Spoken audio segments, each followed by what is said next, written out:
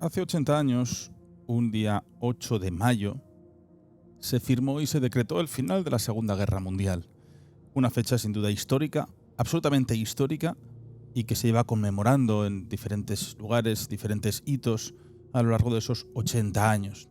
Muy importante para muchísimos países, ¿no?, esta fecha. Y este año es una de las celebraciones más importantes que tenemos. Así que muy atentos, porque esta mismo es muy especial.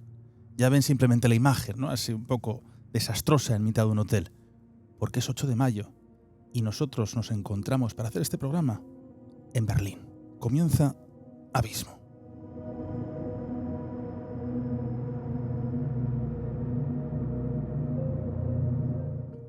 Muy buenas noches. Para mí es un programa muy especial porque este 8 de mayo pues, ha coincidido de que estoy en Berlín, en la capital de Alemania, y sin duda es el lugar donde todo aconteció, donde todo finalizó. Aunque la firma no fue aquí, pero esa entrada, ese final de la guerra ocurrió aquí. Hoy vais a escuchar, por supuesto, con quién tenía que hacer este viaje y este programa, con nuestro buen amigo, el doctor Javier Nicolás. ¿Qué tal estás? Muy buenas noches. Hola, Nacho, buenas noches, muy bien. Bueno, hemos recorrido Berlín, hemos recorrido diferentes zonas del norte, del noreste de Alemania, zonas sovietizadas completamente, yo me he quedado atónito, no conocía según que Berlín sí, no muchos lugares de Alemania. He tenido la suerte de tener que, incluso estudié cierto tiempo de mi adolescencia aquí en Alemania, pero las zonas del noreste yo no tenía ni idea, casi colindante ya con Polonia. Y nos hemos encontrado localidades ancladas en el tiempo. Prácticamente en los años 80 se han quedado como un transcurso parado, donde teníamos todo, absolutamente todo, con el cirílico, esas formas en los monumentos, los vehículos. Bueno, pues realmente estábamos en una zona soviética. Yo me he quedado alucinado porque no lo esperaba de esta forma. Y este 8 de abril, un día muy importante para el mundo, a mí me gustaría hablar sobre ese final de la Segunda Guerra Mundial. ¿Qué es lo que pasa? Porque al final hay un montón de enigmas, ¿no? Hay quien habla de, nunca mejor dicho, la máquina Enigma, que es posiblemente esa caída que haya con las transmisiones de los mensajes secretos codificados. Hay quien habla de un fallo en los servicios secretos y de inteligencia alemanes que tuvieron sus filtros y sus filtraciones, y eso pues lo que hizo fue llevar al resto de los aliados a intentar y a conseguir derrocarles. En los avances de los soviéticos, ¿no?, como estamos viendo además en primera persona, todos los cuarteles principales donde creaban sus armas, donde guardaban armas nucleares, donde estaban todos los tanques, todos los soldados perfectamente sincronizados para atacar Berlín, generar un anillo y de esa forma convirtieron en un pequeño reducto para finalizar esa guerra, ¿no? Y sobre todo, pues esa vida de Adolf Hitler también, que antes de ser apresado decidió quitarse la vida. Allí yo creo que también podemos quitar muchos mitos. Bueno, yo soy partidario y creo que esta persona pues se suicidó aquí en Berlín. Dudo mucho que haya diferentes corrientes que él haya avanzado y hubiese huido a diferentes partes del mundo. Posible es, hay una tumba, ¿no?, de Adolf Hitler. En Bucarest, Rumanía. Bueno, pues... no. y otra en Argentina, en Bariloche. Bueno, Javier, además, anteayer estaba yo visitando un cementerio en Hamburgo y me encontré con la tumba de Karl Dönitz, que fue la persona responsable de firmar ese documento absolutamente vital, que fue un antes y un después en Europa. Correcto. A ver, vamos a... ¿Por qué es Dönitz el que firma ese documento? El gran almirante Dönitz, como sabes, era jefe de la Kriegsmarine, la Marina de Guerra alemana, y él estaba instalado en el norte de Alemania, en Flensburg, cerca de Kiel, Lübeck, toda esa zona de ahí, al norte de Hamburgo. Y él no se lo esperaba. Realmente cuando Hitler elabora su testamento, antes de suicidarse, en el búnker aquí en Berlín, entonces él decide, como había habido, vamos a llamarle traición, de Göring, el mariscal del aire de la Luftwaffe, y de Himmler, el jefe de la SS, pues él decide nombrar canciller a Goebbels, ojo. Pero traición, ¿por qué? Bueno, pues porque tanto Himmler como Göring intentaron pactar una rendición con ingleses que fuera digna y no que no tuvieran que intervenir los rusos. Lo que pasa es que eso no sirvió de nada porque ya en el pacto, en el acuerdo de Yalta, Roosevelt, entonces que se murió enseguida, Roosevelt, Churchill y Stalin habían ya pactado todo, entonces no había nada que hacer porque además ellos querían la rendición incondicional. Y tanto Goering como Hitler querían que no fuera incondicional, con ciertas ventajas, ¿no? Y entonces por eso Hitler decide, su mejor hombre, Dönitz, que era el almirante Dönitz, y entonces lo nombra su sucesor, como jefe de Estado. Repito, canciller Goebbels, en Berlín, que estaba en el búnker también. ¿No fue Führer? Porque solamente No, hubo un Führer solo era Hitler, ni antes ni después. Eso se lo autonombró él mismo y dijo... Bueno, aquí. como Guillermo II era el Kaiser, pues era el Führer, sí. Cuando empezaron la lucha por el poder, alguien decidió llamarle Führer, bueno, y quedó así, ¿no? Entonces, jefe de Estado, pero no Führer, Dönitz. Bueno, pues aquí en Berlín, hoy hemos estado en el Jardín de la Cancillería, y aunque haremos un programa especial sobre el tema de Hitler y su muerte, él decide suicidarse el 30 de abril, y entonces ese testamento enseguida entra en vigor, y el 1 de mayo, que es el día siguiente, es cuando Dönitz es jefe de Estado de Alemania. Y solo está desde el 1 de mayo al 8 de mayo, fíjate, 7 días, ¿vale? Porque ya el día 8 de mayo, que hoy se celebra el 80 cumpleaños, ya se decide la rendición de Alemania. Además se ven las imágenes, esa firma que hay en Flensburg. Que es la zona norte de Alemania, sí. Prácticamente colindante con Dinamarca. Eso es, sí, muy cerca. Bueno, que no es rendición, ¿vale? Porque Alemania no se rinde, digamos. Vamos a decir que es el final de la guerra, no rendición, ¿eh? Rectifico. Bueno, la cuestión es que en esos 7 días Dönitz lo que intenta es sacar la mayor parte posible de población del este, porque los rusos van a saco, los rusos no fueron precisamente, aunque aparecen como los grandes liberadores. Quiero recordar un dato solo. Hoy hemos estado en una plaza aquí en Berlín, en la Plaza de la Ópera, que había una manifestación de la izquierda, ¿no? En la que, bueno, los liberadores soviéticos, yo quiero recordar un dato solo, y es que cuando los rusos entran el 2 de mayo, hay 2 millones de mujeres violadas en esos meses posteriores, ¿no? 2 millones, hubo 1 millón de abortos. Es decir, que los soviéticos, digamos, como liberadores, no sé yo. Bueno, en fin, la cuestión. Dönitz intenta, pues eso, traer la mayor gente posible, y cuando ya ve que más o menos está eso establecido es cuando se decide, pues, poner fin a la Segunda Guerra Mundial. Esa entrada en Berlín parece ser que no tenía que haber sido el día 2 de mayo, sino que querían que hubiese sido previo para coincidir con diferentes hechos e hitos conmemorativos. El 1 de mayo, sabes que el 1 de mayo, aunque también aquí se celebraba, digamos, en la época del Tercer Reich, pero para Rusia era muy importante, claro, el Día del Trabajo, y no pudo ser. Piensa que la batalla de Berlín empieza el 16 de abril, ¿vale? Y acaba el 2 de mayo. ¿Sí? Estamos hablando de 17 días, ¿no? Es lo que, desde que los rusos entran en el área de Berlín hasta que llegan a la Cancillería, es lo que se considera la batalla de Berlín. Pero, ojo, el 2 de mayo no acaba la guerra en Berlín. Siguen combatiendo en barrios hasta el 8 de mayo. Es decir, que hasta que el 8 de mayo, tal día como hoy hace 80 años, no se firma ese fin de la guerra, aquí se sigue luchando, ¿vale? Bueno, y de hecho se sigue luchando en las montañas hasta el año 51, ojo, ¿eh? Hay sitios que todavía los alemanes seguían luchando años. También siguieron matando gente, o sea, hubo juicios, no los de Nuremberg, que fueron 46, 47, pero hubo otros juicios que llegaron hasta el año 51 y se siguió matando gente, ¿sabes? La entrada en Berlín, ¿cuál era la misión que ellos tenían? Hitler. Esa es la gran obsesión. Stalin quería coger a Hitler. Esto era su... Vivo, claro. La idea de Stalin era cogerlo vivo, llevarlo a Moscú... ¿Estaban convencidos de que estaría vivo?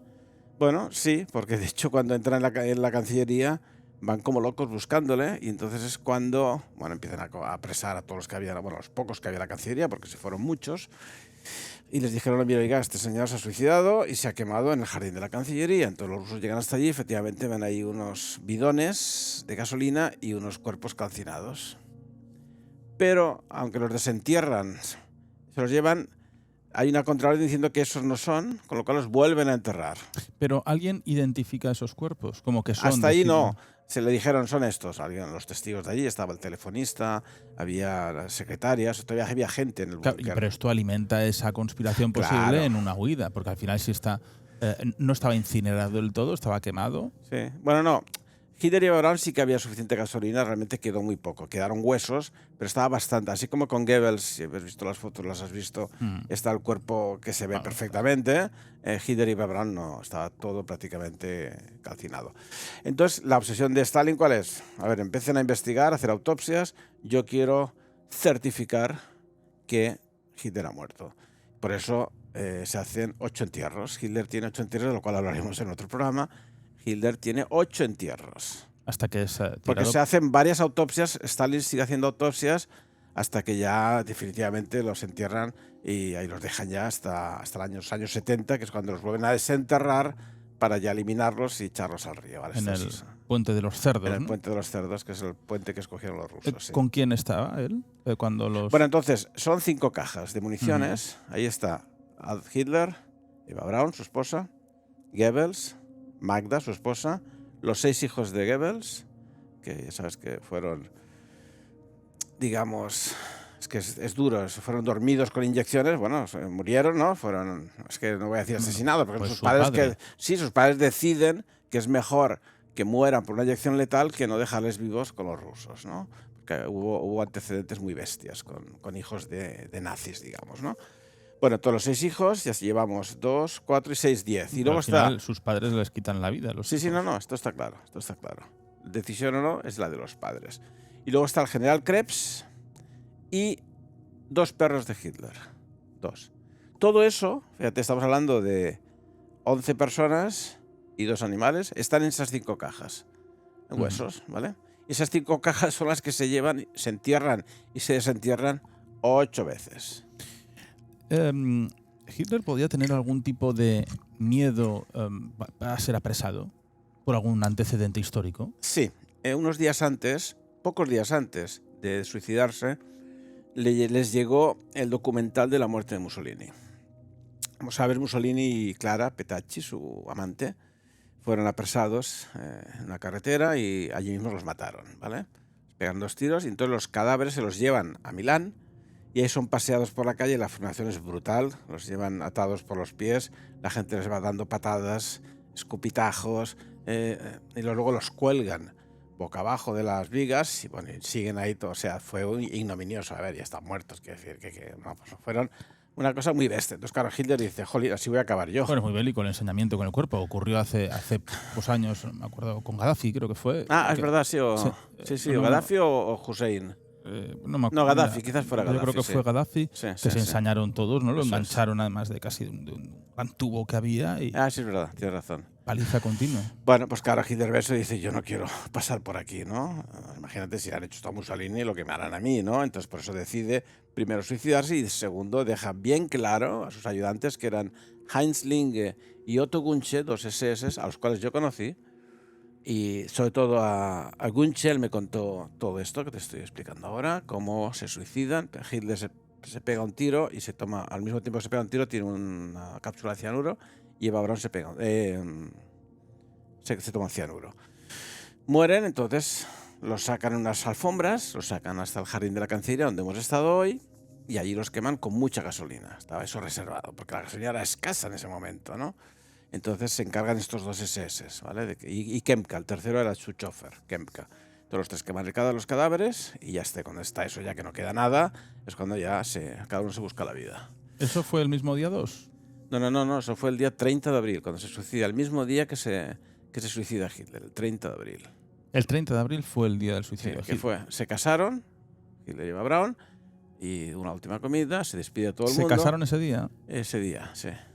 ¿Dónde hicieron todo esto? En el búnker. Es que ya no se movieron del búnker. El búnker estaba ahí, estuvieron ahí pues varios días antes, ¿no? O sea, no salían del búnker para nada porque los rusos estaban arriba. Piensa que los rusos entran el 16 de abril y lo que quieren es la Cancillería como objetivo. Entonces, pues de ahí no se movían, ¿sabes? Es curioso que él no hubiese querido huir. Pues mira, justamente unos días antes vienen 2 pilotos magníficos, que es Hans Baur, al cual también conocí yo, que fue su piloto personal de toda la vida, de las campañas de cuando la lucha por el poder. Hans Baur era un piloto súper experto, y Hannah Reich, la mujer piloto, que era una mujer que podía aterrizar encima de un dedal, ¿vale? Entonces van en un avión y quieren precisamente, aterrizan en Berlín, en las calles, cerca de la Cancillería, para decirle a Hitler, nos lo llevamos y lo llevamos a las montañas bávaras, ¿no? A ver si ahí estamos lejos de los rusos, es verdad. Pero Hitler dice que no, que él quiere morir en Berlín, porque él no quiere huir, y entonces decide quedarse, y entonces los pilotos se van. Y él decide morirse ahí y ahí muere, ¿vale? Me choca un poco, ¿no? El tema de la alfombra, por ejemplo, porque se saca una alfombra. Los cadáveres. El quemarlo al final, que es para que no puedan... Bueno, visto como han visto, imagínate que Stalin encuentra los cadáveres tal cual. Se los lleva a Moscú y hace la gran pantomima, lo que quieras. Los ahorca. Los cadáveres no podían estar. No, entiéndelo. Acaban de ver lo que pasó con Mussolini. Es que los que nos están escuchando tendrían que ver el vídeo ese de Mussolini. Es bastante repugnante. No, yo no lo he visto. Vale. Yo no lo he visto. Y entonces, ¿qué pasó? Stalin, como no se cree esta historia, aparte de hacer no sé cuántas autopsias, se coge a los dos ayudantes, a Linge y a Gunsche, se los lleva a Moscú y estuvieron ahí un montón de años interrogándoles por separado, juntos, para que dijeran qué había pasado con Hitler. Que a mí, los señores, que lo hemos quemado. Ya se lo hemos dicho el primer día, y el segundo, y el tercer mes, y constantemente, ¿no? Y al final Stalin pues ya vio que esto... Pero sí que hay historias de diferentes miembros del partido nazi que hablan de ese exilio a otro país. Bueno, la teoría más digamos que más extendido es la de Argentina. Dicen que salió con avión con Hans Bauer o Hannah Reich, fueron a Barcelona. De Barcelona se embarcan en el Ferrol o bueno, en Galicia con un submarino. Hacen parada, creo, en Canarias. Ahí también entra el tema este de la... ¿Cómo se llama esta? Winter. Winter, bueno. Y de ahí ya se van a la Antártida. Y de allí la Patagonia. Y ya se quedan a vivir en la zona de Bariloche. Pues yo he contado, lo conté aquí en Abismo, además, que conocía a este cura. Sí. Había conocido a una de las hijas de Hitler, porque decía que tenía 2 hijas. Y están enterrados Hitler, Eva Braun y las 2 hijas ahí en Argentina. ¿Tú crees que tuvo hijos? No, a ver, Hitler se suicidó en Berlín, punto, no hay más. ¿Pero hijos antes pudo tener? No, Hitler se dedicó enseguida a la política y él estaba... Eva Braun siempre fue su fiel pareja, ¿no? Hasta el final, pero nunca tuvo hijos, no, en absoluto. ¿Este final de la guerra es progresivo o se paraliza por completo Alemania ese mismo día, ese 8 de mayo? ¿O cómo se actúa tras la firma? Bueno, a ver, ya los frentes estaban todos ya rotos, entonces lo que hacen es que cuando piensa que esto se radia por la radio, o sea, nunca mejor dicho, se emite un programa de radio que lo hace Dönitz, ¿no?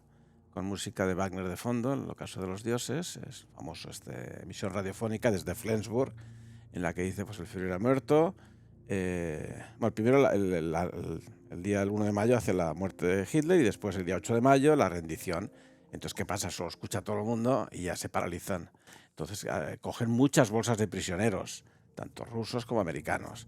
Entonces, piensa que varios millones de prisioneros estuvieron danzando en diferentes campos de concentración en Europa, ¿no? Y muchos a Siberia, claro. Rusia se los llevó a Siberia, ¿no? Pero ese día es un antes y un después, por ejemplo, los campos de concentración, la apertura de puertas. Bueno, esto, por ejemplo, Auschwitz... se abrió si mal no recuerdo, debió ser en febrero del 45, no fue en mayo, no, porque piensa que los campos de concentración estaban todos en Polonia o en Checoslovaquia o en Yugoslavia, entonces conforme van entrando los rusos, pues bueno, de hecho, los campos de concentración, incluido Auschwitz, los guardianes hicieron que saliera la población para que no cayera en manos de rusos, ¿no? Entonces vaciaron los campos. Entonces, bueno, quedó gente enfermos, sí, porque tampoco se iban a morir por el camino. Pero cuando entran los rusos en febrero, en marzo, en abril del 45, pues ya van abriendo los campos, ¿no? Y la caída de Alemania, ¿cuál crees que es el motivo principal? Porque aquí tenemos las dos vertientes, ¿no? El espionaje, la torpeza muchas veces siempre se dice, ¿no? Que es más importante matar el mensaje o al mensajero. Claro, ¿qué te interesa que continúe el mensaje? Esto es lo que se ha dicho muchas veces. Es decir, ¿qué sentido tiene interceptar tú o detener a los mensajeros cuando tú tienes que saber hasta dónde va a llegar ese mensaje para ver el espionaje? Y otros hablan, por supuesto, de la máquina Enigma, un hecho muy, muy conocido, yo creo el más famoso de la Segunda Guerra Mundial, Vale, es muy cómo se peliculero. iban haciendo pues las transmisiones, bueno, Ya. pues modificando las letras, como todos lo hemos escuchado muchas Sí, veces, sí. y bueno, encriptando mensajes. Bueno, eso es muy peliculero, que sí que es cierto que existió y todo muy bien, pero tampoco, a ver, el gran problema del Tercer Reich fue lo que falló, lo que hizo aguas fue precisamente el servicio secreto. No tuvo un servicio secreto como lo tuvieron los americanos o los ingleses, ¿no? O sea, fue un desastre. Y encima, además, el jefe del servicio secreto, el almirante Canaris, les traicionó. Él iba pasando constantemente, sobre todo movimientos de tropa. Mañana Operación Valquiria. No, Valquiria no. Operación Barbarroja. Vamos a ir por aquí. Claro, él ya les decía a los otros dónde iban a atacar. Entonces, claro, le estaban esperando en batallas pequeñas o medianas, ¿no? Esto lo filtraba Canaris constantemente. Entonces, claro, este tipo, que era el jefe del servicio secreto, nadie se enteró, pero Heydrich, que era el brazo derecho de Himmler, que como sabes murió en un atentado en Praga, iba detrás de él. Ya él sospechaba de Canaris y por eso le hacen el atentado los británicos y por eso lo matan a Heydrich, cuando está ya a punto de desvelar a Canaris. Y Canaris, de hecho, al final, por pura casualidad, un cartero de su casa, el cartero que reparte las cartas, no sé, iba a leer las cartas y cayó una carta, vio una cosa extraña, llamó a la policía y dijo, no sé, esto es muy raro. Y efectivamente vieron que era... Y lo detuvieron y lo asesinaron. Bueno, lo asesinaron. Mejor dicho, lo ejecutaron justo antes de acabar la guerra a Canaris, por traidor, ¿no? Alta traición. Y ese cambio con una persona de confianza, vamos a decir, leal, hubiese cambiado todo esto. A ver, es fácil desde una silla, en un sillón en el 2025, decir que hubiera pasado, ¿no? A ver, son muchas historias. Mira, primero, a ver, él ataca a Rusia, después, bueno, fíjate, Francia se lo pule en un momento, la Blitzkrieg, ¿no? La guerra relámpago, de paso Dinamarca, Noruega, Finlandia le ayuda al general Manstein. ¿Cuándo fue la guerra relámpago? Cuando empieza, 1 de septiembre del 39, empieza la guerra de Polonia, que se acaba enseguida, un mes y pico. Y ya estando allí empieza ya a subir hacia arriba y entra en Francia junio del 40. ¿Vale? Estamos hablando, pues nada, 6 meses de guerra relámpago, que es toda Europa del norte, oeste, ¿no? Y llegó a Francia en junio del 40. Entonces, y los franceses quedaron pasmados. Luego hay lo de Dunkerque, que la película esta que ha salido ahora, eso es un timo. O sea, Dunkerque es porque Hitler decide que se vayan los ingleses. Y ese fue un fallo. No ya por esto, sino lo que tenía que haber hecho Hitler... ¿Cómo que él decide que se vayan los ingleses? Que les dejen ir, Dunkerque. O sea, que no apresarlos, no los apresa. Están ahí y poco a poco se van yendo en botes, en todo lo que cuenta esa película, que no le he visto la película. Vi un trailer y tuve bastante. Entonces, lo que tenía que haber hecho Hitler para zanjar la guerra en ese momento es haber acabado con la flota y la aviación inglesa. Ella lo tenía perfecto, ya simplemente seguir. Después de eso, de Francia, va a Inglaterra, destruye sus barcos y sus aviones y la guerra acaba en ese momento, en el año 40. Acaba en ese momento. Pero Hitler era muy naif. Él confiaba en Inglaterra porque decía, mi enemigo natural no es el inglés. Mi enemigo natural es el soviético, comunista, el inglés no. Pero estaba el señor Churchill, que le importaba un rábano todo lo que estaba diciendo y Hitler ofreció el acabar varias veces a Inglaterra, porque Inglaterra hizo caso omiso y luego empezó los bombardeos, ¿no? Entonces, ¿qué pasa? Que en el 41 ya Hitler decide la Operación Barbarroja contra Rusia. Y entonces, los elementos que me preguntabas. Primero, va contra Rusia... Y le pilla un invierno ahí fue la gran como el de Napoleón. Bueno, sí. Ya no tenían GPS para saber. Lo de los caballos, sobre todo fue un desastre. Ese tiempo que luego lo hemos visto reflejado en la guerra de Rusia y Ucrania, cuando venían los rusos y quedaban enfangados los caballos. Correcto. Porque en el deshielo es cuando aparece todo el barro. Decir, pues los que un poco habíamos leído, decir, pero si es que esto ocurrió hace casi 80 años. Sí. Bueno, hubo un invierno muy bestia. O sea, de hacía años que no era tan bestia. Esto primero. Llegaron hasta Moscú, hasta los ¿cómo se llama? Los barrios más alejados de Moscú, pero llegaron a Moscú. Segundo, Stalingrado, que ahí fue el punto de inflexión. El general Paulus decide rendirse, cuando eso no estaba en las órdenes, ¿no? Y encima no solo se rinde, que hubo una bolsa de soldados impresionante, sino que se pasa al enemigo, von Paulus. Ayuda a los rusos, ¿no? Un desastre, porque se perdieron muchos hombres. Luego Italia. Mussolini decide atacar Grecia. Oiga, entonces le pide ayuda a Hitler. Entonces tiene que mover divisiones de Rusia hacia Grecia. ¿sabes? Eso también Para distancia, debilitó claro. mucho el frente ruso. Pero encima, además, empieza el día D, Normandía. Los ingleses abajo con Montgomery en Sicilia ya empiezan a subir por Italia. Acá ya eran muchos frentes.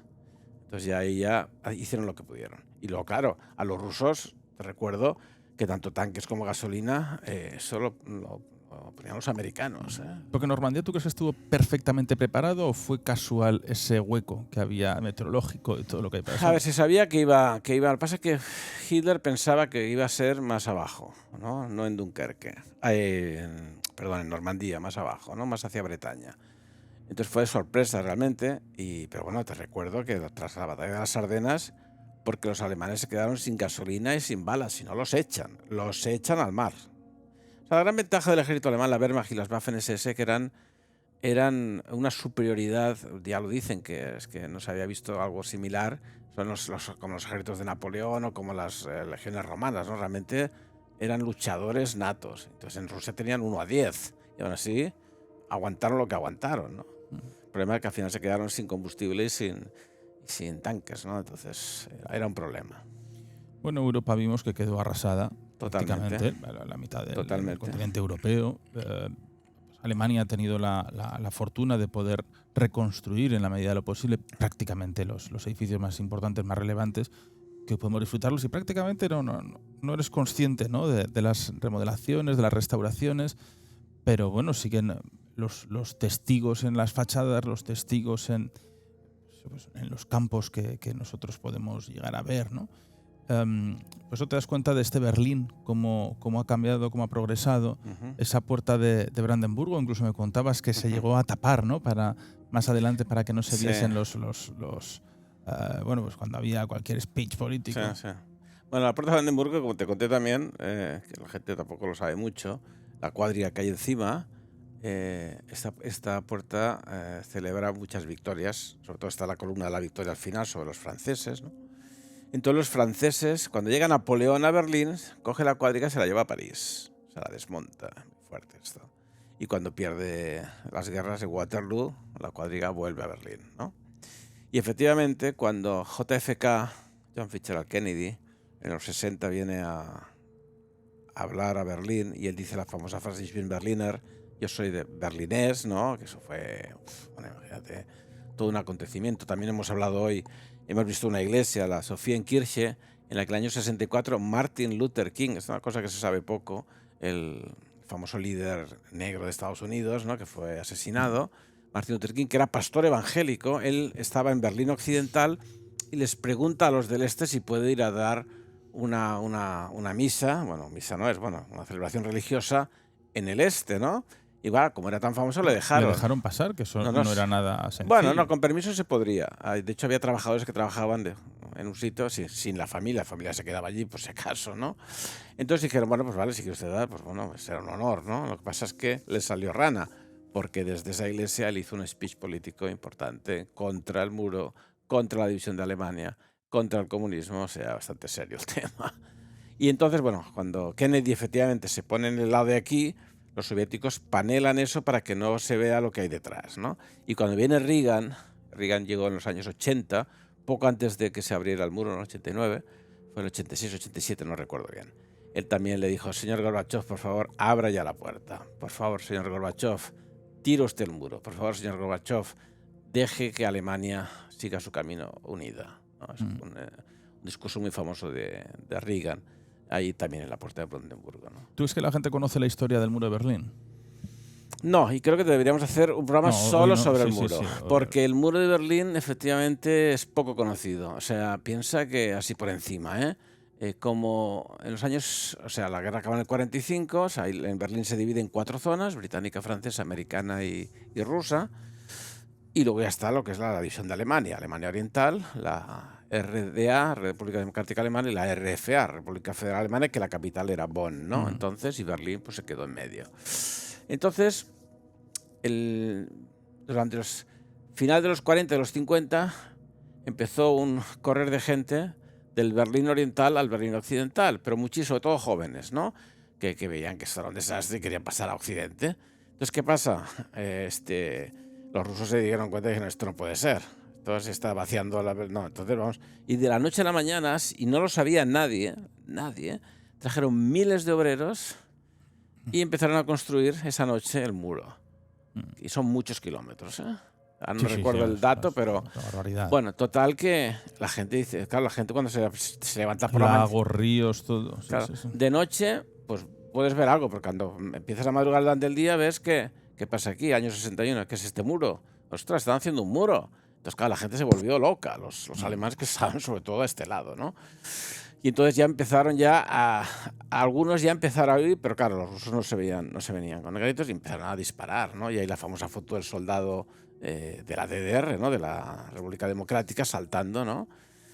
Y luego el dato que te comenté en el Checkpoint Charlie, el famoso paso fronterizo de los rusos a los americanos, ahí el Peter Fechter se llamaba, bueno, un chaval de 21 años, que fue el primero en morir en ese punto, salta al muro, y el muro no es que sea solo un muro, luego había lo que se llamaba el corredor de la muerte, porque entre el muro y el otro muro. Y la zona, digamos, no soviética, había una alambrada. Y ese espacio es donde ellos disparaban. A este chico lo disparan y todos los americanos sabían qué hacer. Claro, no podían ir a buscarle, ¿no? Y el chico este se desangró durante 3 o 4 horas, lo dejaron morir desangrado como ejemplo, que fue muy duro. Y al final lo sacaron y bueno, ahí las fotos y los vídeos es espeluznante, ¿no? Claro, porque si llega a cruzar un americano en ese momento... No, le pegan un tiro. No. Vamos... Te diré más. O sea, la relación entre América y en ese mundo punto, soviético, hoy hemos visto las fotos de los tanques, en ese punto enfrentados, cuando construyen el muro, en agosto del 61. Si en ese momento se le escapa a uno un tiro, que pasa, a veces pasa, ¿no? Que siempre hay alguien que dispara, ahí se lía, pero se lía gorda, ¿eh? No pasó, pero bueno. Y este chico que murió desangrado, Peter Feiste, creo que se llamaba, es el que inspira a Nino Bravo la canción de Libre, ¿no? Tiene 20 años y ya está cansado de esperar, ¿no? Libre, tal, ¿no? Cuando cae, vamos a decir que cae Alemania, ¿no? Cuando es ese tipo de rendición o entrega de armas, bueno, sí, hasta que hemos llegado, ¿hay mucha preocupación en buscar a los cabecillas responsables de todo ello? ¿O realmente es un barrido y lo que se van encontrando? No. Especialmente los americanos e ingleses, los rusos menos. Bueno, los rusos están obsesionados por Hitler, pero los otros no. Los otros tienen un listado que se la pasaron también a los rusos, de los más buscados, ¿no? Los 20 más buscados. Himmler, Goering, Goebbels, a todos, claro. Y entonces iban tachando conforme pues, los encontraban muertos como a Goebbels o los empiezan a aprisionar, ¿no? El tema de Himmler, que también hemos estado ahí en donde esos últimos días de Himmler, ¿no? En el sur de Hamburgo, que creo que habrá otro programa especial sobre el tema, bueno, ya veremos.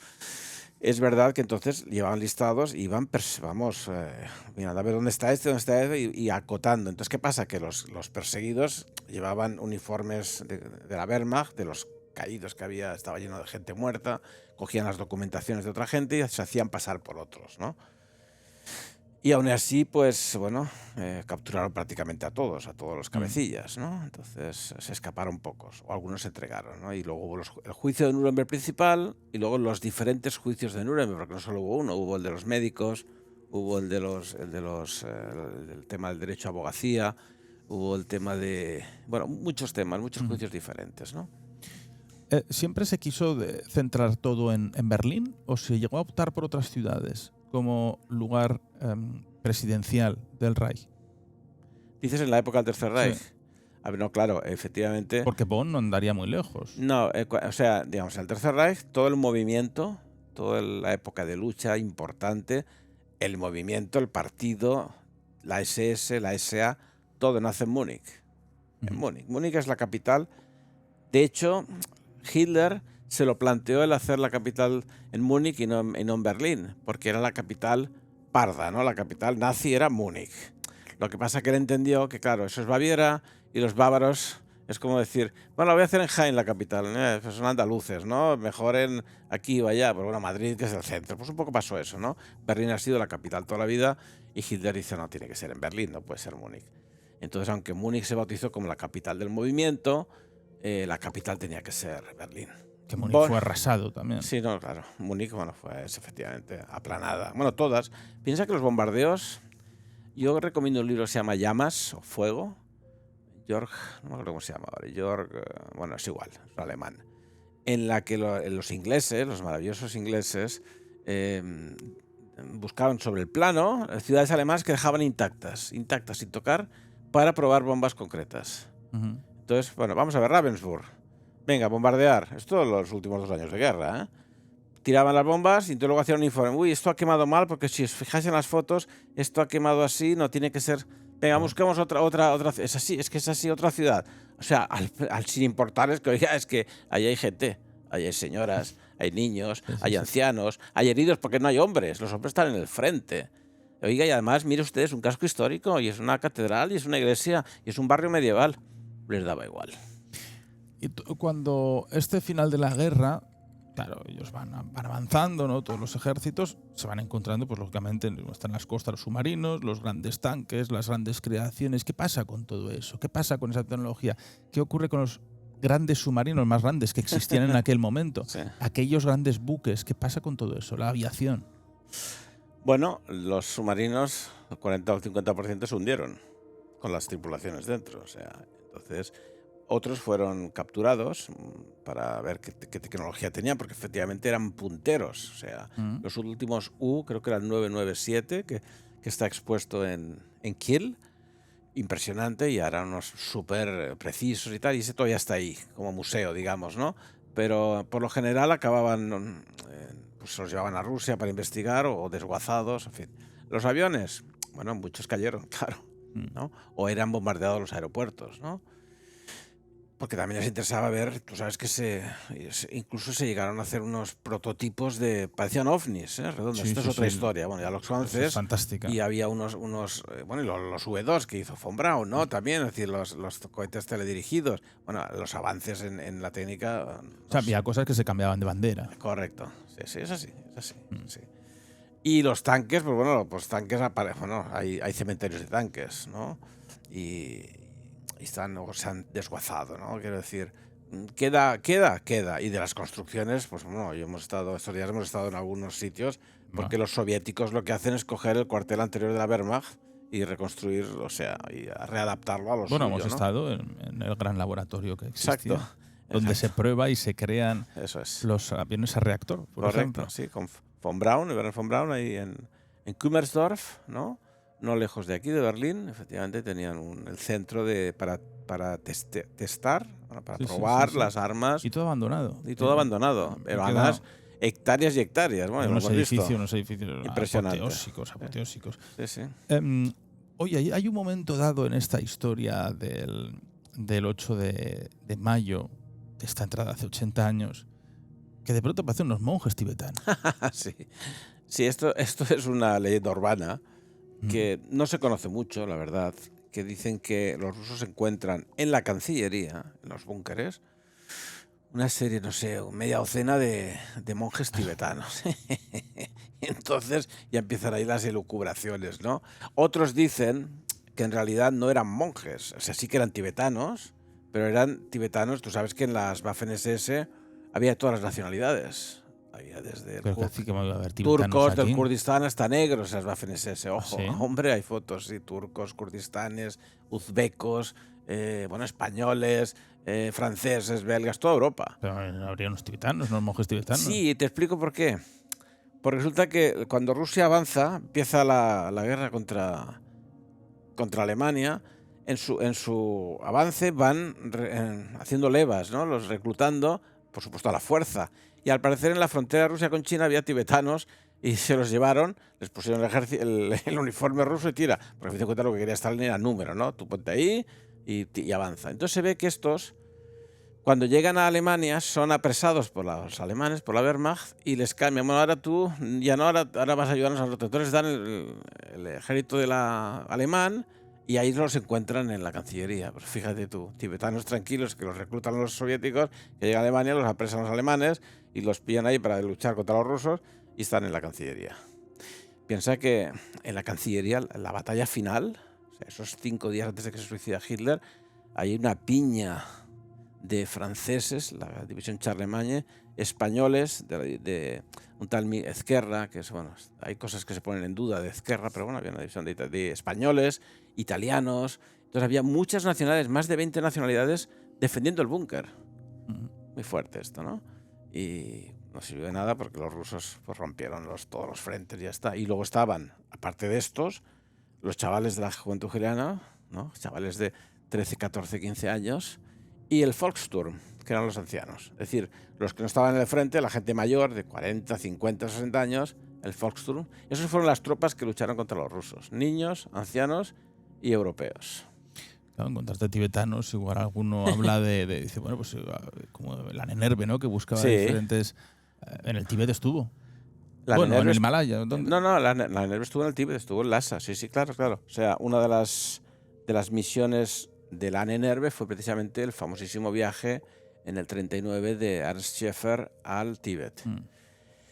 ¿Cuál era el motivo? Era, pues, primero buscar el origen de la esvástica, que a fin de cuentas, como hay tantas allí, podía ser que uno de los orígenes fuera en la parte del Tíbet.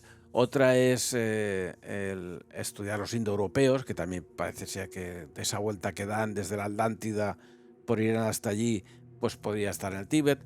Otra es simplemente, además, entrar en cultura con los tibetanos, que tenían un misticismo especial, o sea, muchas cosas, ¿no? Aparte de lo puro científico. Claro, pues era casi como los gurús, es decir, bueno, pues tenían aquí su equipo de gurús, pero eso sí que es cierto, había un equipo casi, según que tenía de brujos, de brujos, como ha ocurrido realmente siempre en la historia, ¿no? Desde los grandes reyes siempre tenían sus astrónomos, sus magos, los alquimistas, todo, ¿no?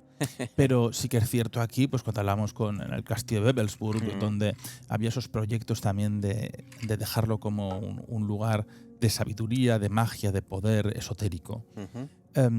Yo no lo sé si alguno de estos personajes pudieron tener algún tipo de vislumbrar un final de la guerra para poder huir antes de tiempo. Hubo un par que sí, porque me sorprende, había gente que antes de que se complicase ya estaba fuera. Sí, hubo un par de astrólogos, ¿no? Sí, que efectivamente dijeron, esto se acaba y, señores, les quedan a ustedes 6 meses. Y sí acertaron, ¿no? Pero, a ver, la cohorte de magos, astrólogos, esto se acabó, creo que lo comenté, no sé si aquí, bueno, no sé, en el año 41 con el vuelo de Hess a Inglaterra, cuando fue a ofrecer la paz a Inglaterra, Rudolf Hess, el segundo de a bordo. Hitler se cabrea porque Rudolf Hess estuvo en la Sociedad Thule, fue de los pocos que estuvo en la Sociedad Thule, y sí que es verdad que él creía mucho en la astrología, en los horóscopos, tenía su horoscopista personal, que fue el que le dijo, vete a Inglaterra a ofrecer la paz porque es el momento, ¿no? Y entonces ahí es cuando ocurre esto, que apresan a Hess, hasta que luego el juicio de Nuremberg lo llevan, el último prisionero de Spandau, como sabes, y luego con 94 años lo asesina el servicio secreto británico. ¿Tú crees que lo asesina? Hombre, absolutamente. Porque en principio es un suicidio. Bueno, si tú vas a Wikipedia pones suicidio, claro está, pero si tú te vas a... Salido en la prensa británica, esto ya está estudiadísimo, el que lo cuidó hasta última hora era un libanés, si no recuerdo, del Líbano, bueno, creo que sí. Los hijos creo que decían que no había sido un suicidio. No, el hijo, Wolf Rudiger sobre todo, es el que hace la autopsia, la segunda autopsia, porque la primera dijeron que era suicidio, y la que ve perfectamente que, oiga, tiene unas costillas rotas, porque el cocinero del libanés vio desde la ventana como 2 soldados británicos, que eran del MI6 o del 5, se echaron encima de él, con las rodillas, 94 años, le rompieron las costillas y lo ahogaron, los estrangularon, ¿no? Además, Hess no podía levantar los brazos más allá de sus hombros, es decir, era imposible, que no tenía fuerza. 94 años. Bueno, todo en ese tiempo que lo iban a sacar. Claro, porque Gorbachev ya dijo, voy a liberar a Hess, porque lo que no tiene sentido un señor de 94 años, oiga, que ya estamos ya ha pasado tiempo, dejémoslo ya libre, ¿no? Que vaya con su esposa y su hijo, ¿no? Cuando Margaret Thatcher se entera de eso, no le gusta. Y es cuando envía al servicio secreto. Sabes que Spandau cambiaba, primero, eran los 4 británicos, luego americanos, luego franceses y luego rusos, ¿no? Cada uno le tocaba, no sé si cada mes o X meses, ¿no? Y entonces cuando les tocó a los británicos, cuando aprovechan para asesinarlo. Y eso salió en la prensa británica, ¿eh? Y eso, ya hay biógrafos que lo dicen, ¿no? Como David Irving, que dice, oiga, este señor fue asesinado, y aparte el señor libanés lo ha visto, que hay un testigo presencial, y además la segunda autopsia lo dice, este señor fue asesinado, les guste o no, ¿no? Bueno, como Himmler, que esa es otra. También dicen que sí, que la versión oficial es que se suicidó, pero se han visto bien las fotos y tiene marcas. Parece ser que le obligaron a tomar la pastilla de cianuro, o sea, fue asesinado. Luego le quitaron el cerebro, le quitaron varios huesos, en fin, fue enterrado precisamente en un sitio desconocido, ingleses siempre, para que no pudiera hablar. Entonces, claro, porque había temas que Himmler solo sabía él, sobre todo el tema de los judíos, holocaustos y demás, y entonces para que no hablara lo asesinan. Esa es una teoría, ¿vale? Yo la lanzo aquí. Pero bueno, está ahí, ¿no? Entonces también es verdad que suicidaron a muchos, entre comillas, suicidaron a muchos SS. Bueno, accidentes también, ¿no? Y accidentes, como Patton, ¿no? Que hemos hablado también, ¿no? General Patton, ¿no? Entonces, pues bueno, fueron tiempos terribles. La verdad es que hay que ponerse ahí en la piel de unos y otros, ¿no? Pero que no fue agradable. Fue agradable. Cualquiera que venga a Berlín, me resulta curioso.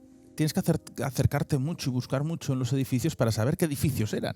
Sí. Hay una especie de, vamos, MUPIs, ¿no? MUPIs un poco, pues esos carteles casi de forma rectangular, metálicos, donde aparece una pequeña descripción de qué era este lugar. Uh-huh. Pero no es fácil. No es fácil, por ejemplo, en donde estaba el edificio principal del gobierno, donde estaban los ministerios. Bueno, que son edificaciones, la verdad es que muy, muy importantes arquitectónicamente, pero no se sabe. O sea, se sabe una parte de todo el conflicto bélico, de todo el Berlín antiguo, pero el que quiera recrear un poco en su mente cómo era ese Berlín antes de que se perdiese la guerra, es muy difícil imaginarlo. Bueno, afortunadamente hay muchas fotos, claro. ¿no? Sí, pero no, no te explican ni te enseñan qué era cada sitio. ¿no? La verdad, y además te diré que la reconstrucción de Berlín, yo estuve en Berlín la primera vez en el año 78, 79, y se veía las ruinas, se veía muchos descampados y edificios por el resto. Estuve también en Dresden, Leipzig en esos años de la DDR, de la República Democrática, y efectivamente es que no había dinero, ni tiempo, ni los rusos dijeron que de momento lo dejamos así, y la gran reconstrucción empieza en los años 80, 90 y 2000. Ojo, tanto de Berlín como de estas ciudades, ¿no? Pero entonces efectivamente tú tienes una ruina y esto creo que era el ministerio. Y esto me parece que claro, era un caos. Era un caos porque eran todo ruinas. Y es que si veis fotos del Berlín del 45 da miedo. Es que son todas ruinas.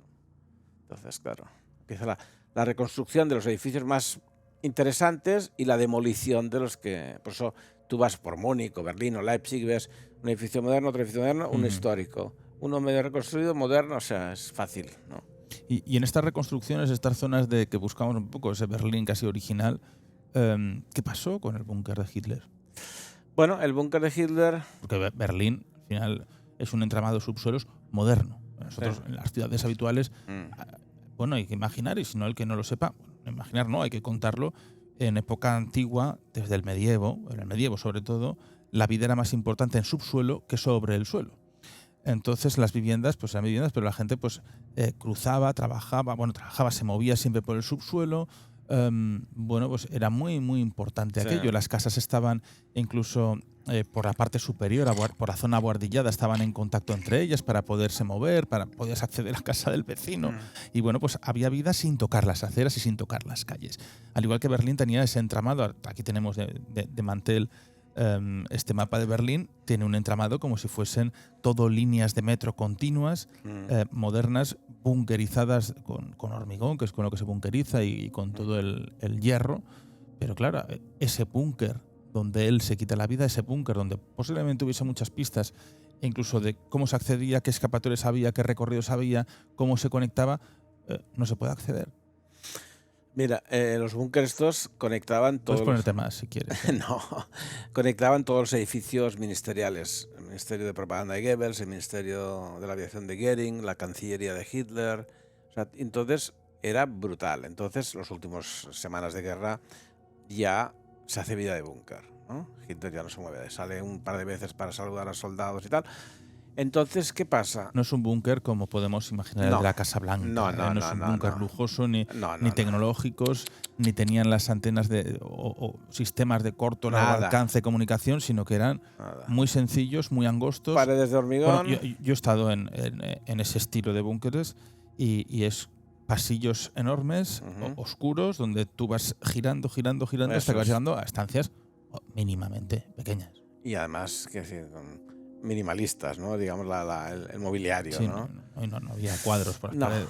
Yo en el año 79, cuando la primera vez que estuve en Berlín, me sorprendió donde estuvo la Cancillería, que fue muy dañada por los bombardeos y los rusos, y luego la aplanaron. Entonces la tiraron abajo completamente. Esa Cancillería de Speer, que era espectacular, enorme. Bueno, total, yo recuerdo el año 70. Tiraron, pero conservaron piezas. Sí, bueno, pero ya. Por ejemplo, la parada de metro de Möhrenstraße, que la parada de metro, bueno, que hemos estado, es muy curioso porque es todo con mármol rojo de la Cancillería. Entonces los rusos desmontan la Cancillería, los mármoles, que eran muy buenos, y los meten en la parada de metro en Möhrenstraße. Y también hicieron un monumento al soldado soviético hecho con también mármoles de la Cancillería. Bueno, entonces recuerdo que cuando yo estaba ahí en ese descampado había unos agujeros y gente ahí, yo pregunté, entonces te acompañaban a los búnkeres de la Cancillería, y yo me acuerdo que le pagué a uno 20 marcos y entré con él hacia el búnker de Hitler. Pasa que una vez llegado allí, ahí sí que está totalmente tapado y no se puede llegar. Pero bueno, recorrí bastante, ¿no? ¿Qué hacen después? Justo antes de destruir el muro en el 89, en el 87 debió ser, construyen unas viviendas que son las que están ahora, espantosas, muy... O sea, antes era un solar. Sí, había un solar enorme. Y ahí construyen lo que hay ahora, que es unas construcciones de viviendas espantosas, ¿no? Sí, porque ocupaba toda una manzana, ¿no? Entonces, los búnkers, ¿qué hacen? Los tapan. O sea, están ahí, siguen estando ahí. De hecho, ha habido un debate historiográfico en Berlín de decir, oiga, ábranlo, porque oiga, eso es historia. Aquí se suicidó Hitler, el famoso Hitler, oiga. ¿Por qué no puede haber visitas guiadas al sitio exacto? Bueno, pues al final porque no haya un reclamo hacia como un lugar de culto. Eso es. Bueno, pero eso me hace mucha gracia. Bueno, en fin. Pues Sí, pero bueno, que tienes razón. Pero muchas veces. Mira, ahora hace 8 o 10 años, en unas obras que hubo aquí en Berlín, se descubre el búnker cerca de la Cancillería, que no se había visto nunca de la Guardia de la SS. Entonces hay un mural espectacular, con todo pintura impresionante. Abajo, ¿no? Sí, entonces dejaron entrar a la prensa, hicieron fotos y se ha tapiado. Y ahí está, sigue estando ahí oculto. Ah, y está tapiado. O sea, sí, eso no se puede entrar. Es una pena. Tendrán una puertecita cerrada con 1000 llaves. Sí, pero es como todo, como el castillo de Belfort que hemos hablado antes. Tú vas al castillo de Belfort y entonces te ponen muchas pegas para ver cosas. Entonces decía, oiga, pues mire, si usted... Bueno, está el famoso sol negro. Sí, y entonces ponen unos puffs ahí, unos cojines, que no se ve nada. Entonces, quiero decir, oiga, si esto está abierto para visitar, yo vengo a ver el sol negro. Si usted me lo tapa, pues mejor que cierre usted el castillo y no deje entrar visitas. Oye, ¿no? Esta caída de la guerra, uno de los grandes encargos es ir a hacer algo al sol negro con unos anillos. Destruirlos, los anillos que había. Ah, bueno, claro, sí, los de la SS, quieres decir, ¿no? Sí. Sí, efectivamente, hubo que acompañó a Himmler, ¿no? ¿Te refieres a esto? Pero también había anillos ahí del sol negro. ¿O esos eran otros? No sé a qué te refieres. Anillos, pero anillos... Sí. No había como una especie de ritual que se iba a preparar. No, ritual sí, pero anillos con la calavera. Solamente eran los de la SS, sí. Que se destruyen. Sí, se encarga un tal... Creo que era Maher, era un SS, el que acompaña a Himmler hasta el final, hasta que lo detienen y pasa todo lo que pasa con Himmler. Este fue el encargado de destruir, creo que eran 900 o 900 anillos que estaban ahí, que los daban, cuando se morían los tenían que entregar, había una ceremonia y tal, ¿no? Y entonces, bueno, eran los anillos de la SS, que teóricamente, yo no estoy muy convencido, lo diseñó el mago de Himmler, el famoso Billy Good, ¿no? Este personaje muy curioso, ¿no? Diseñadores han tenido muchos, hasta Hugo Boss. Hugo Boss, sí, la verdad es que sí. Hugo Boss diseñó el traje. El traje de la SS, hacía los trajes de la Juventud Hitleriana y era un sastre que, bueno, que lo escogieron a este como podían haber escogido, pero este era bueno. Se hizo un cambio muy, muy relevante visual desde la Primera Guerra Mundial a la Segunda Guerra Mundial. Sí, la estética, sí. La Primera Guerra Mundial pues era más fantoche de campo, ¿no? Como se iba. Y aquí lo que se busca es un estilismo con una elegancia, sí. En negro, ¿no? Que se viese la seriedad. Bueno, pero fue un diseño muy, muy preparado y meditado. Sí, pero no solo en los uniformes. Es decir, yo creo que una de las puestas en valor de aquella época, si se puede llamar así, es la estética, ¿no? Los edificios, el arte, ¿no? O sea, poner esculturas en todas partes, hacer parques. Antes hablábamos que es como el comienzo del brutalismo. Sí. Porque esa construcción, pues, con mucha luz, pero liso y laso, ¿no? Sobrio, sobrio.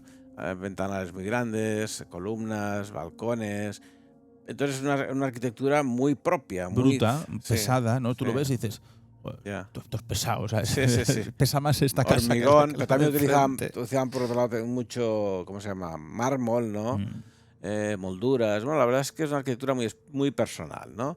Entonces, en Tercer Reich se potenció mucho el arte, ¿no? Y luego lo que te comentaba el otro día, lo de las fábricas, adecentar las fábricas, llevar música a las fábricas, en fin, había muchas Bueno, eso de cosas. llevar música, por ejemplo, las fábricas se quitaron los tejados Sí, para poner un poco claraboyas. claraboyas, sí, digamos.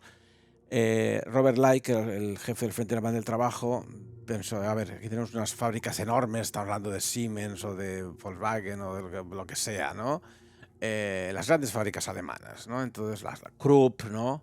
Entonces dijeron, estos son lugares grises con luz eléctrica. Y dijo, no, aquí vamos a remodelar, vamos a abrir los tejados y vamos a poner luz que entre luz natural. Mm. Y eso se hizo durante el Tercer Reich. Y no solo eso, fue la primera vez que se instalan las salas para comer, ¿no? Digamos, una pausa para comer, ¿no? Lo que ahora es el microondas, pues entonces era una sala donde tú podías parar y comerte tu bocadillo.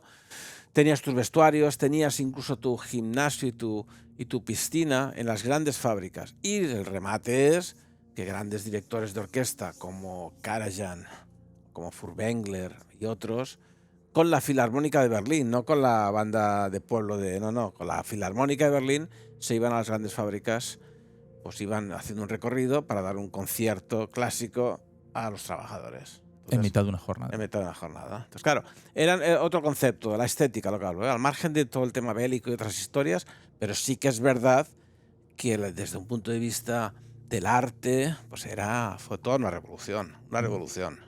Este final de la guerra, y así vamos acabando ya, pues no nos vamos alargando.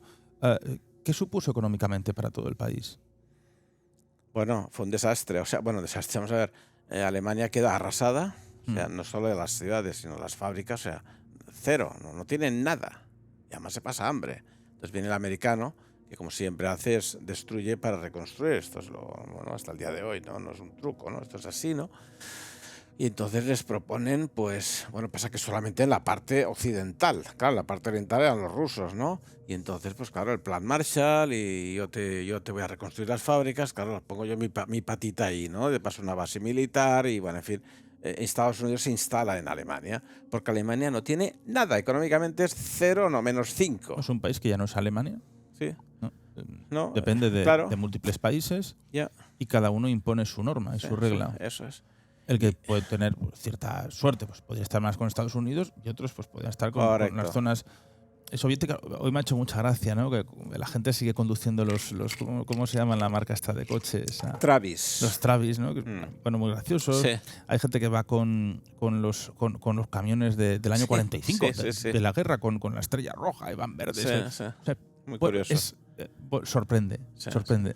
Claro, es que ahora Hoy me ha estamos. recordado a Twin Peaks, a la serie, estar por aquellas zonas, ¿no? Zonas muy extrañas, muy raras, Ya. porque la verdad es que son preciosas, ¿no? Son todo bosques, es Ujú. todo lagos, pantanos. Eso es. Pero ahí los alemanes se han instalado como una zona vacacional. No, es muy difícil encontrar un hotel normal, siempre vas a resorts. Eso es. Resorts anclados en el tiempo, tampoco es que sean muchos cosas muy modernas, pero resorts que tienen todos acceso a embarcaderos. Al lago, sí. Donde están, cada uno tiene sus barquitos, su zona de remanso y de paz, pero a la vez tú estás. Hay algo que a mí me ha chocado y creo que me ha marcado mucho, que es ver, hay mucha riqueza a día de hoy, hay casas, hay construcciones espectaculares en esos lagos, ¿no? Decir, bueno, aquí las tienes, se puede comprar y construir. Pero esa casa te da una ventana, te da el lago precioso, maravilloso, pero la otra ventana te da a cuarteles abandonados y a casas completamente abandonadas. Porque todas las zonas de los cuarteles soviéticos están abandonados porque nadie los va a restaurar, están a la venta. Sí, están a la venta. Y son palacios a la venta, pero comidos por la maleza. Ayer nos encontramos uno devorado por la maleza, espectacular, y la estatua de Lenin, en ¿no? medio. Que se ve desde el camino. Y dices, ¿cómo que está la estatua de Lenin aquí puesto? Que está así con una hoja, ¿no? Y señalando arriba. Y una casa preciosa con las vistas a una casa abandonada. Una localidad muy bonita, muy cuidada, con vistas a una ciudad abandonada. porque la ciudad prohibida está abandonada, ¿no? Abandonadísima. Entonces son todo vallas caídas, muros, todo muros caídos, caídos. Esta gente eran y hectáreas fanáticos de los ¿eh? muros.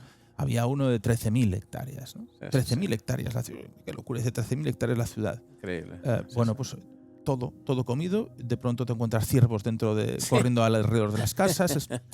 Es muy peculiar. Entonces dices, esto es muy difícil avanzar. Para mí, yo como una persona de una sociedad, yo vengo de Zaragoza, llegar a estos sitios, yo no podría avanzar e intentar crear una vida en un sitio donde prácticamente no tienes nada y todo tu alrededor son lugares devastados y abandonados. Es muy duro eso. Y la respuesta cuando has preguntado, bueno, ¿y esto qué va a pasar? Dicen, esto, nada. Hasta el día que se caiga el edificio. Caigan, sí, exacto. Y cuando se caiga el edificio, ahí seguirán los escombros. Dice, esto no lo va a quitar nadie. Dice, el que quiera comprar, puede comprar, pero todo el complejo. Claro. Son complejos.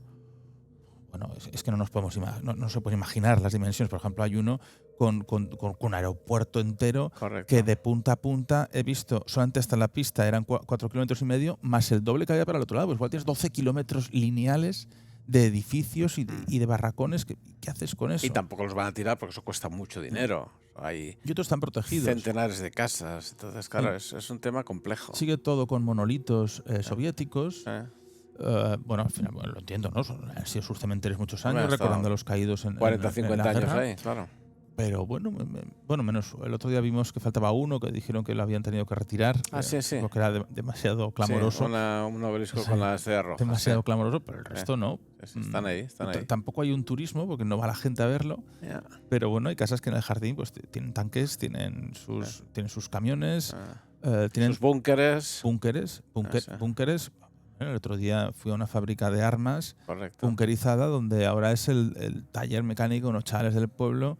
Digo, yo esto dice, como se está cayendo, le hemos puesto unas maderas y unas placas de pladur y por lo menos aquí tenemos un lugar gratuito donde podemos trabajar. Bueno, pues, llama la atención. Al igual que llama la atención, a mí me ocurrió, ahora dentro de muy poquito, en Cuarto Milenio, sacaremos una bandonalia, ¿no? Donde vamos a unas zonas de Francia. Pero cuando estuve en la línea Maginot, sigue habiendo hoy, y eso no me lo puedo explicar, cómo sigue habiendo minas antipersona en Europa. Es increíble. Y además son campos minados, donde hay cientos. Fuerte. Bueno, hay decenas, al final hay cientos. Y además te lo pone. No pasar campo de mina. Y dice, bueno, ¿qué dirán? No, pero es que ves cómo están balizadas todas y unidas entre sí. Sí. Entonces todas llevan su baliza metálica de hierro, donde hace una curva, sube hasta arriba y luego van unidas con diferentes cables. ¿Y eso podría estallar? Sí. Eso, cuando fui con los que están allí, dicen, han pasado muchos años, pero estos son de acción, o sea, no son con pisar, hay que moverla. Vale. Entonces ellos te la muestran y te dicen, no pasa, y dicen, nosotros no sabemos si puede estallar o no. Entonces, cuando yo pregunté luego a diferentes militares que han estado en Estrasburgo y otras zonas de Luxemburgo también, dicen que sí, que ocurre eso, pero que no hay una dotación económica para limpiar y desminar aquellas zonas. En mitad de un bosque, dices, en mitad de un bosque entre Francia, Alemania y Holanda, ¿me quieres decir que tenemos minas antipersona? Sí, hay minas antipersona. Pero acuérdate que ayer entramos en un campo de minas antipersona. Sí, que ponía peligro de minas, ¿no? Peligro, minas antipersona. Y ahora sí nos metimos. Había unos caminos un tanto marcados, pero de pronto pues, nos decidimos que nos aburríamos por el camino y decidimos ir por el camino de las minas. Sí, exacto. Hubo un momento estaba pensando en el buscaminas, ¿te acuerdas? Sí, Joder, vamos a ver por dónde pisamos. Pero bueno, pues cosas que pasan. Sí. Al final, donde ha habido una guerra y ha habido semejante cantidad de fábricas, es lógico que esté el suelo pues con proyectiles. Sí, también. Sí. Y eso pues en España lo podemos ver en Teruel. En Teruel todos los años estalla uno u otro que se encuentran de la guerra civil en los ríos. Claro. Y eso pues cuando se manipula o hay cambios de temperatura, pues ocurre, ¿no? Aquí los cambios de temperatura son menos abundantes. Bueno, en definitiva, me ha sorprendido mucho. Me ha parecido hoy bueno, mira, hoy hemos hecho exactamente, te lo voy a decir, 22 kilómetros exactos por Berlín, caminando, paseando, viendo, admirando los edificios tan bellos también que tiene esta ciudad y muy necesaria, ¿no? De poderla pasear, poderla conocer, pero de una forma diferente contigo. Porque he visto un Berlín que yo no conocía y bueno, pues te queda esa espinita todavía pues de muchos sitios, como me quedan los museos, esa isla de los museos, sí. para poder ir a verlo. pero bueno, mañana tenemos que comprar unas cosas. Sí. Tenemos que mandar unas cartas y continuar con nuestra ruta. Nuestra ruta, sí. Me quedo con lo del programa del muro de Berlín. Sí, esto hay que hacerlo porque es muy interesante y da para mucho, ¿eh? Más que nada porque Javier fue de los primeros que llegaron cuando bueno, la caída... el mismo día, el 9 de noviembre del 89, yo estuve...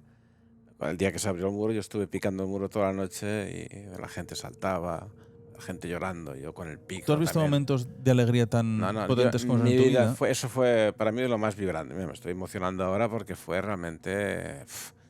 ves que cómo se está cayendo un muro que dividía dos Alemanias, ¿no?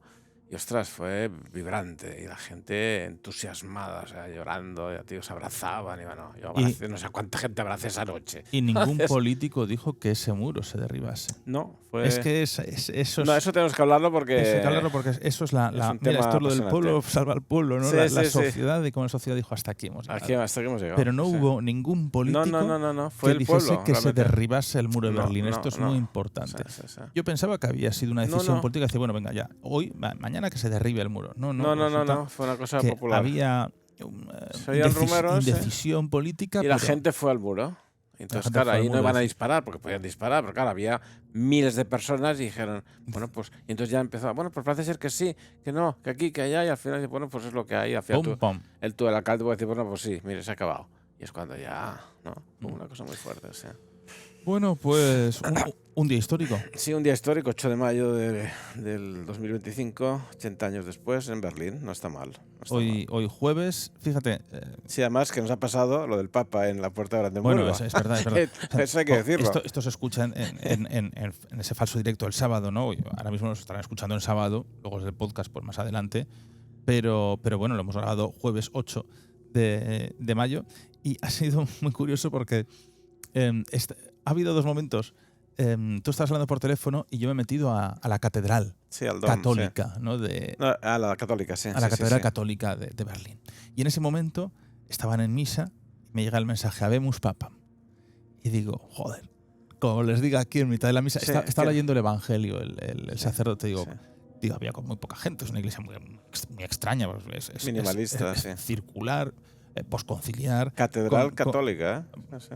O sea, una cosa, parecía más un panteón que otra cosa. Con todos sillas y claro, digo, esta gente está ahí con el Evangelio. Digo, y no joder, saben que tienen ya papa. Sí. Y después el Habemus Papam, que es ese momento cuando han leído ya el cardenal estadounidense y ha salido al balcón.